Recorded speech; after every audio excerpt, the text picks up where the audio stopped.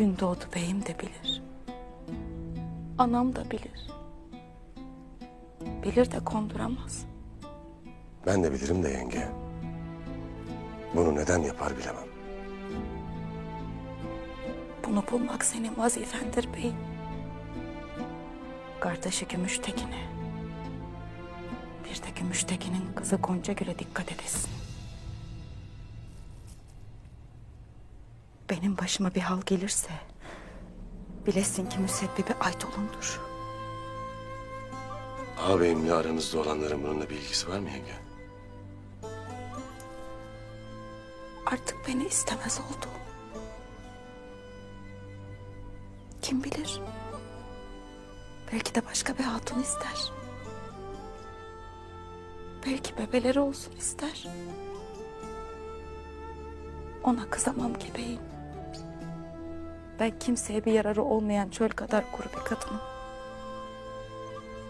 Yenge, Neyse ki çok yakında sizin bebenizin sesiyle şenlenecek obamız. Endişe etmeyesin.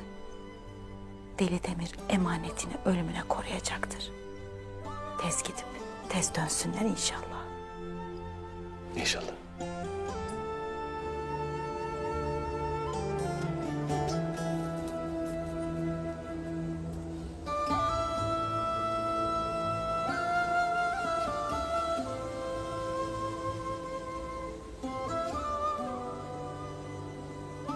Hadi kızım.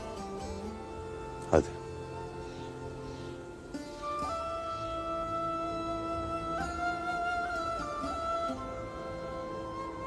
Bak kızım, ne Elaziz'in sarayında ne de tapınakçıların kalesinde dinimiz ve soyumuz üstüne kurulan bütün tuzaklardan kurtulmasını bildi evelallah.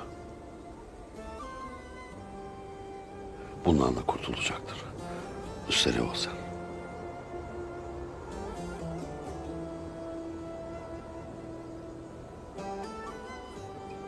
Bunca vakittir Ertuğrul Bey'imden, gözün gördüğü düşmandan korkmamayı öğrendim Deli Demir. Ekmeğini yiyip suyunu içtiğimiz, sırtımızı yaslayıp huzur bulduğumuz obamızı saran zehirli havadan korkarım ben.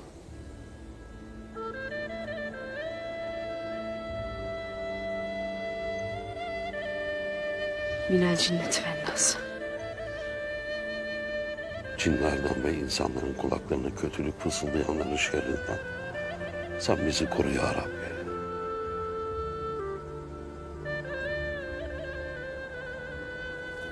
Gidelim. Vazife bizi bekler. Olur kızım, gidelim.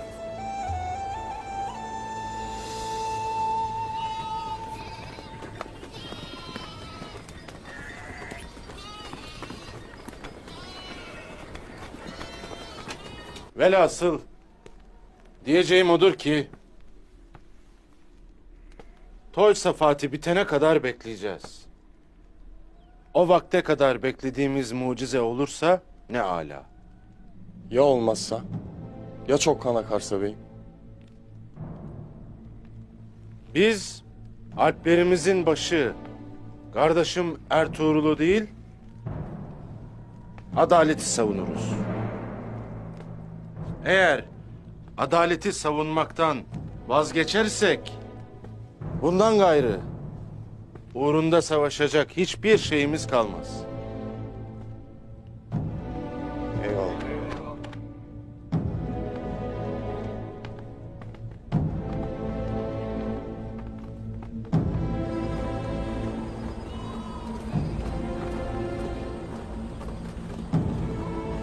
Beyim.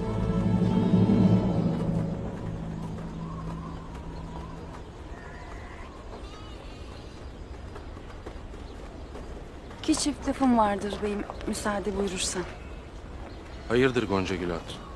Kolay gelsin. Sağ olasın.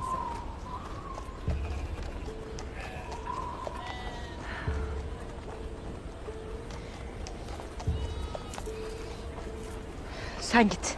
Ben birazdan gelirim. Tamam.